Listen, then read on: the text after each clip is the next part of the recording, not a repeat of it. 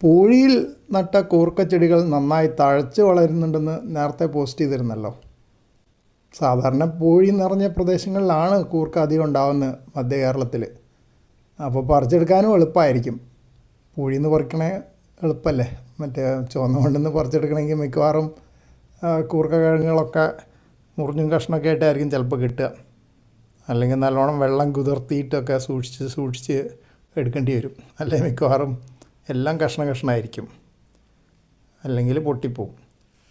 അപ്പോൾ എന്തായാലും ഇത്തവണ ആദ്യമായിട്ടാണ് കൂർക്ക ഒരു വിളവെടുക്കുന്ന റേഞ്ചിൽ എനിക്ക് എത്തിയത്. ഇവിടെ ചുവന്ന മണ്ണിൽ നട്ടൊന്നും നന്നായിട്ടില്ല. ഇനി കുറേ ചുവന്ന മണ്ണിൽ ചെടിച്ചട്ടിയിൽ നട്ട ചെടികൾ ഇവിടെ ഉണ്ട്. പക്ഷെ അത് ഇതുപോലെ തന്നെ എപ്പോഴും തഴച്ച് വളർന്നുകൊണ്ടിരിക്കുക.